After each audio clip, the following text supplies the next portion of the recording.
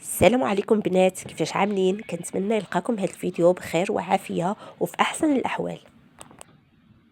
اليوم بغيت نشارك معكم هذه الوصفه ديال المسمنات معمرين في الفران بتعميره لذيذه بزاف. كيجي بحال الشكل ديال ملوي كبير عامر بحشوه، كتجي لذيذه بزاف. كيجي مقرمش من على برا ومرق من الداخل، كيصلح مع اتاي العشيه، ما حتىش نقول لكم كيجي يا سلام. غادي نبدا بالتعميره هي الاولى باش يلاه تبرد. في المقيله غادي نعمل شويه ديال زيت الزيتون وشويه ديال الزيت العاديه. غادي نخليها تسخن شويش، من بعد غادي نضيف عليها بصله كبيره مشلضه.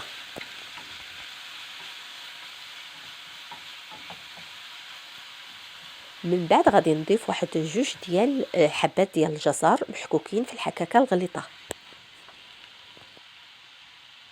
وهادشي كامل ان شاء الله غادي نعملو على نار متوسطه. من بعد غادي نضيف واحد القرعه كبيره حتى هي محكوكه في الحكاكه الغليظه، اولا غادي تعملوا جوج د القرعات متوسطين، هذه تبارك الله كبيره. غادي نضيف القزبر والمعدنوس مقطعين رقاق. بالنسبه للتوابل غادي نضيف ملعقه صغيره عامره ديال الخرقوم، شويش ديال الفلفل الحمراء او التحميره، واللي عنده مع الحار يضيف واحد شويش ديال الحار.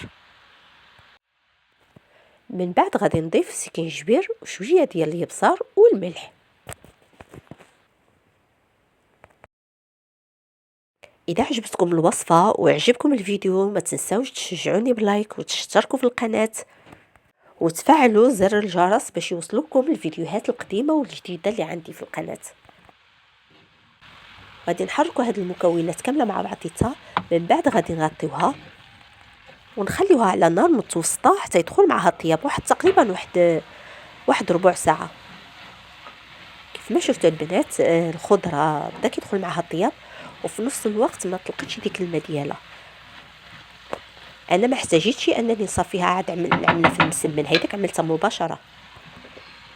من بعد ضفت الزيتون الخضر وقطعته قطع صغيره باش ملي يجي نعملو في الملوي ما يقطعليش العجينه.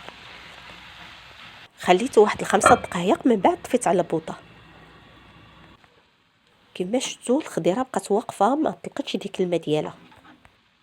انا غير خليتها تبرد، من بعد عملتها مباشره في الملوي باش الخضره ما طلقش الماء ديالها. في الاول سخنوا مقله مزيان وعملوها على اعلى درجه، من بعد حطوا الخضره وخلطوها مزيان، شحروها. ديك الساعه نقصوا العافيه على درجه متوسطه.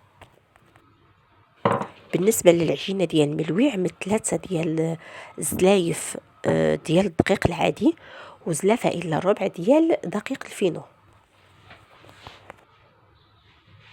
عملت شويه د الملح وشويه د السكر واحد الرشيشه ديال الخميره.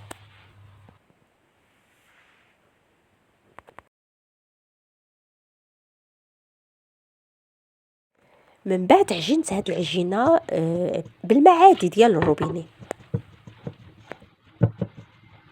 صافي بديت كنعجنها. الماء كنضيفوه تدريجيا على حسب العجينه، ما خصهاش تجي خفيفه في نفس الوقت ما تجيش عاود قاصحه، تجي العجينه مدلوكه مزيان ومعجونه مزيان باش تعطينا النتيجه اللي حنا باغينها، والملوي يجي مرخي ما يجيش ناشف ويجي مورق.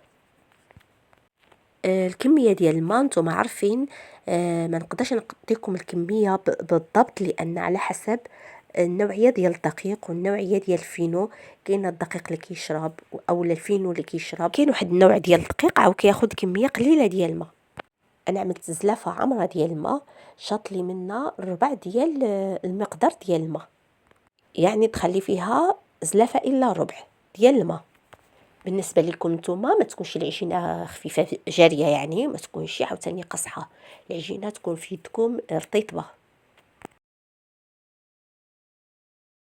غادي ندلك العجينه واحد تقريبا واحد 5 حتى ل7 دقائق، ندلكها مزيان فوق الرخامه. بالنسبه للمسمنات والملوي وكل شيء ضروري الدلك، لان الدلك هو اللي كيخلي العجينه تعطينا الطوح، يعني نجبدوها كيف ما بغينا وما كتقطع ما والو.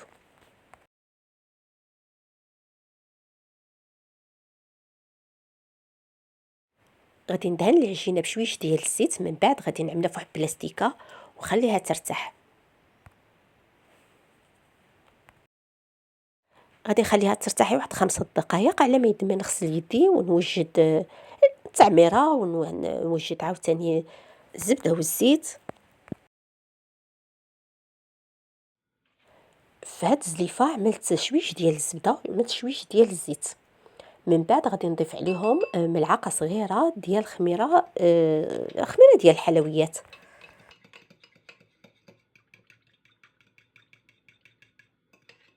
هاد العجينة غادي نقسمها على 3 ديال الملويات كبار، تقدروا تعملوهم صغيورين عاود كيجيو واعرين. كنت عملتهم واحد المره هيدا صغيورين، جاو عاود غوزلين كيعطيو الشكل، كيعطيو حتى منظر مزيون.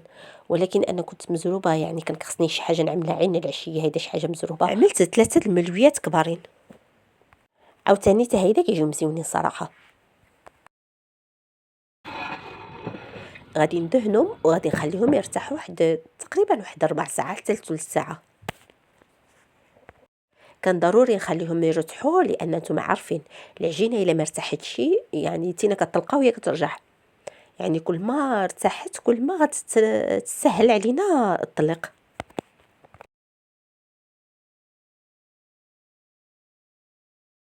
انا غادي نضيف على هذيك التعميره الشرائح ديال اللحم المدخن.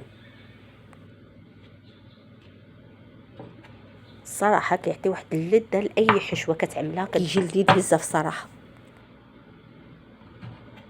نقدروا نستبدلوه بقطع ديال الدجاج مقطعين طريفات صغار، اولا نضيفوا شويه ديال الكفتان نضيفوها على الخليط ديال الخضر، اولا نضيفوا الخضيره غير كنور، عاود كيعطي واحد النكهه مزيونه.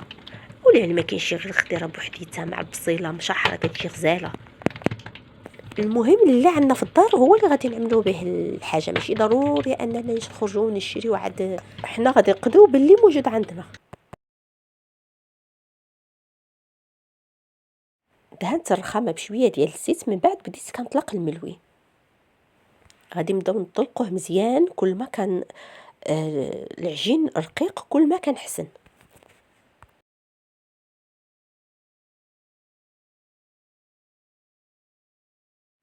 بعد ما طلقت العجينه ديالي مزيان، يعني ورقتها مزيان، من بعد غادي نرش داك الخليط ديال الزبده والزيت.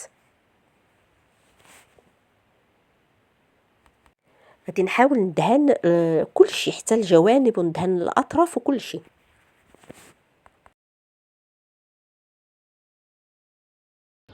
من بعد غادي نحط الحشو ديالي او التعميره بعد ما بردت تماما وتكون ناشفه تماما من اي سوائل. غادي نحاول نوزعها على العجينه كلها، ما نخليش يعني مثلا جهه فيها بزاف وفيها جهه فيها شويه، لا غادي نوزعها على الاطراف ونعملها شويه من داخل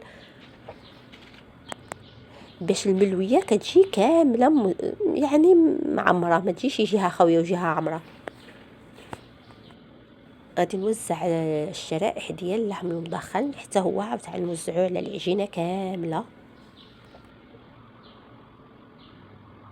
من بعد غادي نبقى نطوي العجين ديالي على الشكل ديال الملوي. وانا كنطوي العجينه وفي نفس الوقت كنرش شويه ديال الزيت والزبده باش كتجي شويه مورقه وما كتجيش ناشفه. كيف ما شفتوا البنات كنرولي العجينه وفي نفس الوقت كنحاول انني ندهن شويه ديال الزيت والزبده.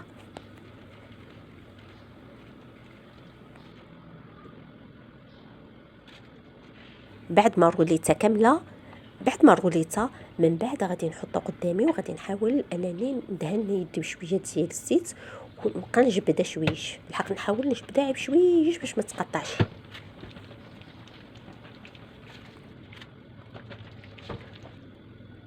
من بعد غادي نروليها بحال شكل ديال الحلزون.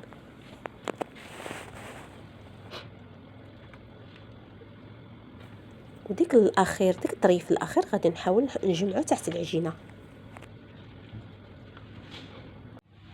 وفي نفس الطريقه غادي نعمل الثانيه والثالثه. كنحاول نسرع الفيديو باش ما يجيش الفيديو طويل وفي نفس الوقت تاخذوا المعلومه بالتفصيل.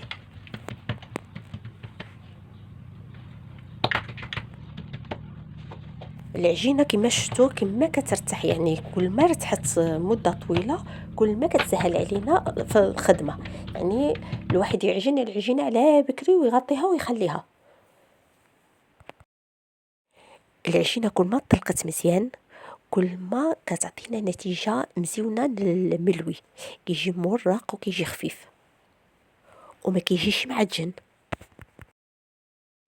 من بعد كنعمل التعميره وكنوزعها على الملويه كامله باش يجوني بثلاثه بهم معمرين. شني كنعمل التعميره كنقسمها على ثلاثه، عندي ثلاثه الكويرات ديال العجين، كنعمل القياس ديال ثلاثه ديال التعميرات باش كيجوني التعميرات كاملين قد.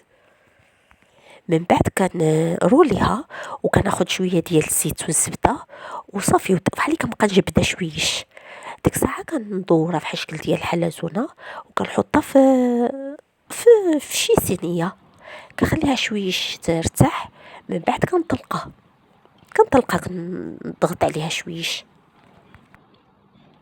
باش يجيني الوجه ديال الملويه محمر. دهنته بالصفر ديال البيضه. من بعد عملت لها هاد الخطوط كتزيين بالمتشك. من بعد سخنت الفران على درجة الحرارة 180 لمدة ديال تقريبا ربع ساعة. ملي طابت من تحت مزيان، من بعد جعلت لها من الفوق غير باش تكمل التحميرة ديالها والطياب ديالها.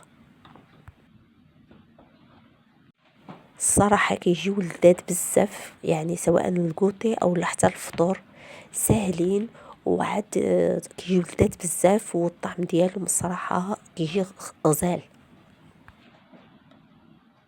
اذا عجبتكم الوصفة ما تنساوش تحطوا لايك للفيديو وتشتركوا في القناة وتبارطاجيو هاد الوصفات البسيطة والسهلة مع الاصدقاء والاحباب ديالكم باش تعم الفائدة.